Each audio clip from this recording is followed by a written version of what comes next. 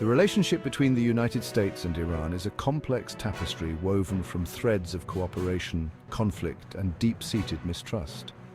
The United States saw Iran as a crucial ally in the strategically vital Middle East, a bulwark against Soviet influence during the Cold War.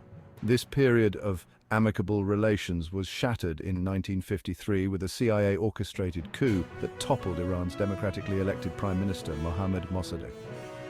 Mossadegh had nationalized Iran's oil industry, angering Western powers, particularly Britain.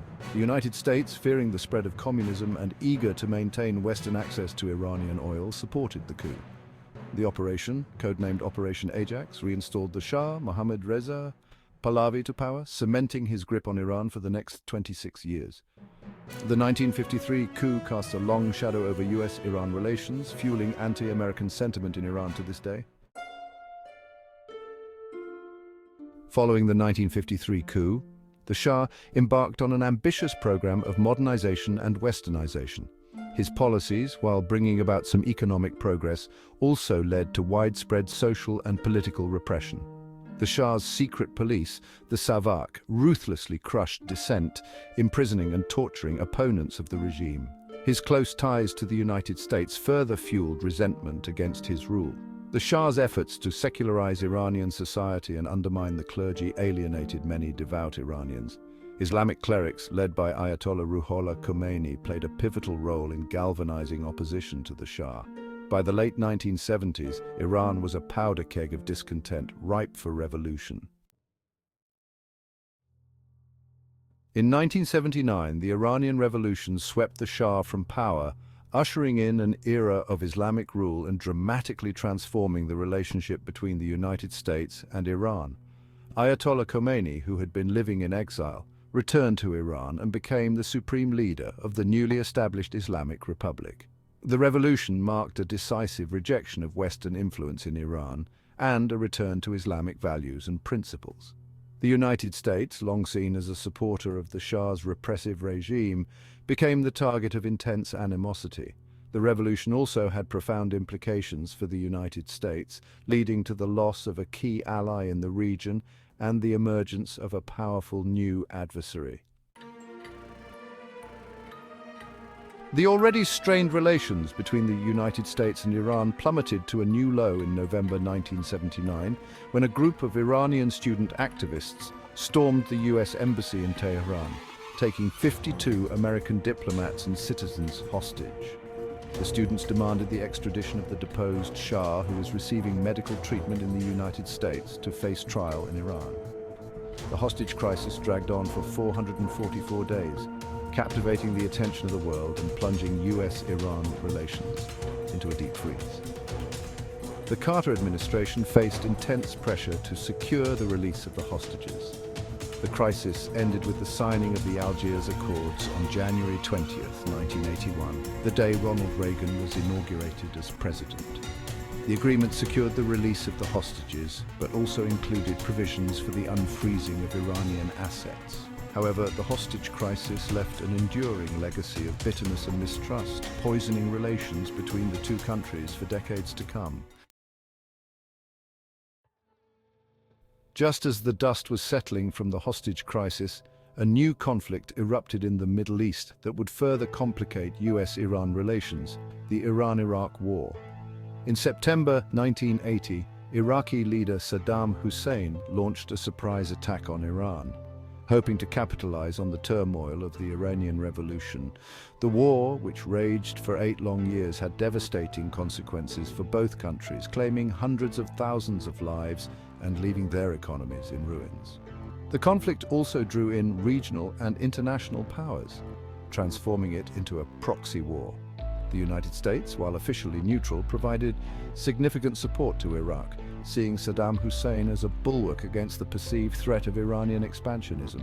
This support included intelligence sharing, military equipment, and economic aid. The U.S. tilt toward Iraq during the Iran-Iraq War further alienated Iran. The war exposed the complexities and moral ambiguities of U.S. foreign policy in the Middle East.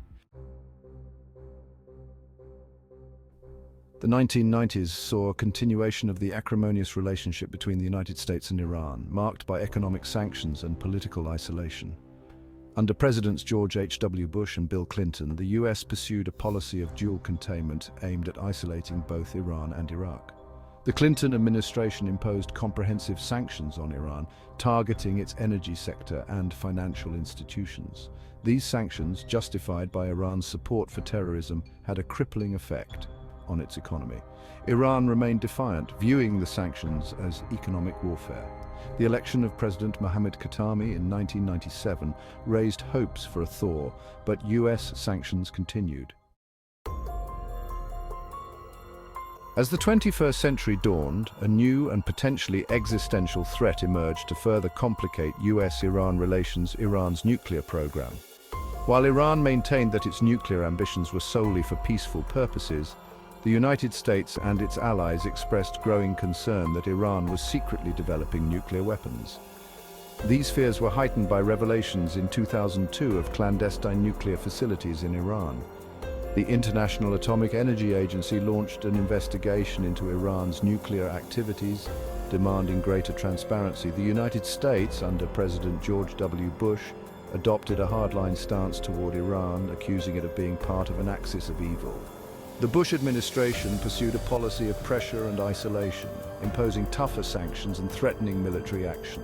Iran insisted on its right to develop nuclear technology for peaceful purposes under the terms of the Nuclear Non-Proliferation Treaty. After years of diplomatic deadlock and escalating tensions, a breakthrough in the Iranian nuclear standoff occurred in 2015 with the signing of the Joint Comprehensive Plan of Action, also known as the Iran Nuclear Deal. This landmark agreement, negotiated between Iran and the P5+1, offered a path to resolving the long-running dispute over Iran's nuclear program. Under the terms of the JCPOA, Iran agreed to significantly scale back its nuclear activities and allow for enhanced international inspections. In return, the P5+1 agreed to lift crippling international sanctions that had been imposed on Iran. The lifting of sanctions was seen as crucial for revitalizing the Iranian economy. The JCPOA was hailed by many as a diplomatic triumph, a testament to the power of diplomacy and multilateral cooperation.